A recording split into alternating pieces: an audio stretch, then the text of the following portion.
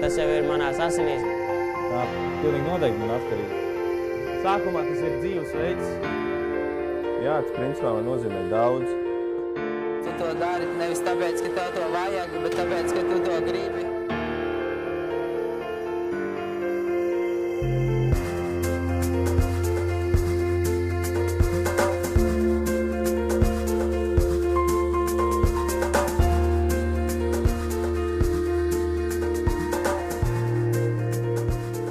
Tā ir pat neatkarība, tā ir vienkārši dzīves sastāvdaļa. Galvā, teiksim, pirms 4-5 gadiem bija tas, jā, uz tas skateparks, kur viss var nākt, vizināties. Ļoti vienkārši viss. Ja tagad tu atskatās, tad tā ir vieta, kur es redzu, kur jaunieši, viņi, teiksim, es atceros jaunieši, kur atnāca pavasarī pagājušajā gadā, viņi nevienu nepazina. Viņš atbrauc viens ar riteni kaut kādu, varbūt nepārāk labu. Un redzēja, teiksim, ka viņš tagad brauca kaut kādiem 3 draugiem, ko es pilnīgi pārliecināts, ka viņš iepazīst šeit. Ko man nozīmē ritenis un viss tā štelle? Jā, tas principā man nozīmē daudz. Tādā izpratnē, ka tas ir principā mans dzīvesveids, lieta, ar ko es nodarbojos ikdienā, teiksim, saistībā ar veikalu. Tāpat laikā tas arī mans hobijs ir, jo es pats braucu ar riteni jau vairāk kā 8, 9 gadus. Es varu 100% apgalvot, ka ritenis ir mana atkarība. Respektīvi, no rīta ceļoties ir forši. Atcerēties to, ka tu vakar esi pabraukājies, iegūs labas emocijas, uztaisīs un iemācies kādu jaunu fišku. Otrdienās, ceturtdienās mazos trenēju. Un jā, ir forši skatīties, kā sīkai izaug un arī kā viņam tas ričuks sāk veidoties par tādu kā sirdslietu. Jā, skateboards ir mana atkarība un es jau ar to nodarbojos tik ilgi, ka tas jau ir manās asinīs, var teikt, tagad iekšā. Un, ja paiet kāds 3-4 dienas bez skaitošanas, tad es jūtos tā kā bez rokām gandrīz. Es jau ar to nodarbojos 9 gadus, un skateboards man palīdz daudz ceļot, un skateboards man palīdz apmaksāt manu skolu, skateboards palīdz uzturēt manu pašu. Un man tas patīk ar to nodarboties tikpat ļoti, kā man patīk ar to nodarboties, kad es sāku skaitot. Es domāju, ka skateboards paliks manā sirdī uz mūžiem. Aplausus Zīmlaina amatieriem! Sākumā tas ir dzīvesveids, aizraušanās, un tad tas pāraug par tādu dzīves sastāvdaļu, lielu atbildību pret to, ko tu dari. Tā, ka tas jau ir... Bez tā jau vairs nevar.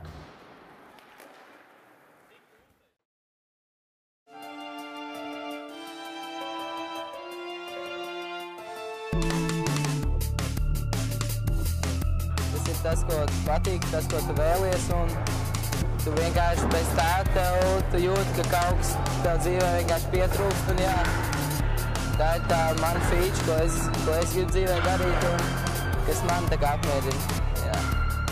Slidot, tu to dari nevis tāpēc, ka tev to vajag, bet tāpēc, ka tu to gribi, tu jūties labi, un tu ej uz kaut ko, tev ir mērķis, tu trenējies, apgūsi jaunas trikus un tu ej tā kā uz augšu, nevis lietojot narkotikas, tu ej pa kalnu uz leju. Ja jautājat man par skateboardu un par narkotikām, vai tās būtu savienojams lietas, savienot jau var visu kaut ko, tāpat kā var arī izlikt ārā no 9 stāvu māju jumta. Un cilvēki to arī dara, cilvēki skaito un lieto narkotikas. Un tas pavisam nav labi, kad tur rāda skate video, kā viņi tur saka, ka viņi tur ko tik nav lietojuši un tā, un tad jaunieši šito skatās un to ņem sev kā par piemēru, un es tam pavisam nepiekrītu, jo tas var pavisam sabojāt tavu dzīvi. Varbūt tādā brīdī tev liekas, ka ir baigi labi, bet īstenībā to vajag mācīt saprast, ka narkotikas tā ir vienkārši ilūzija, un tas nav labi.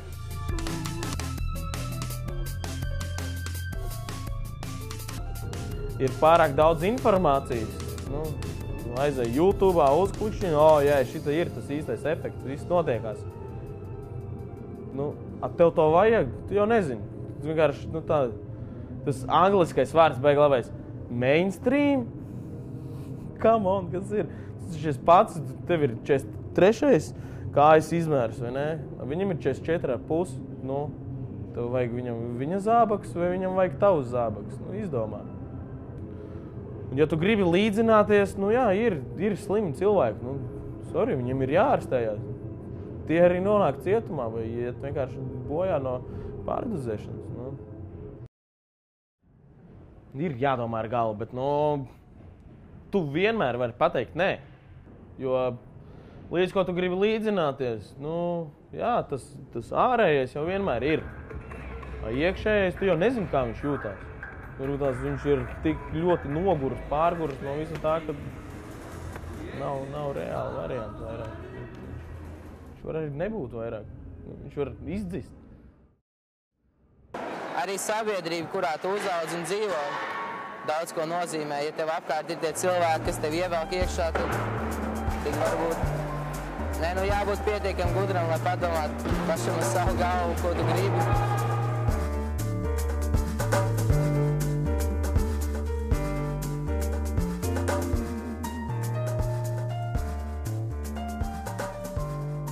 Es gribētu iemācīt viņiem, lai viņi galvenokārt paši domā. Tiešām, kad viņi aizdomājās, nevis viņi varbūt tik ļoti iespaidojās, ko, teiksim, no viss, bet tiešām aizdomājas paši, ko viņi grib. Ja viņi grib iet sportot, lai viņi iet sportot, bet tas nav, lai, teiksim, kad tu it kā varbūt varētu iet braukāties, bet te pašā laikā visi draugi iet balēties, es arī iešu balēties, lai, paši domā ar galvu. Ir viennozīmīgi ir tā auzzināšanas funkcija, un tas ir arī tas, ka tev pašam jāsāk aizdomāties par to, kad tu pats vairs nevari, ka tev ir jārāda kaut kāds piemērs. Tu nevari, teiksim, mācīt jaunos, ja tu pats neesi tāds, tāpēc ir tā auzzināšanas loma noteikti. Katrā ziņā tas nebija tas, kā es to biju iedomājies, bet tas tā vienkārši notiek.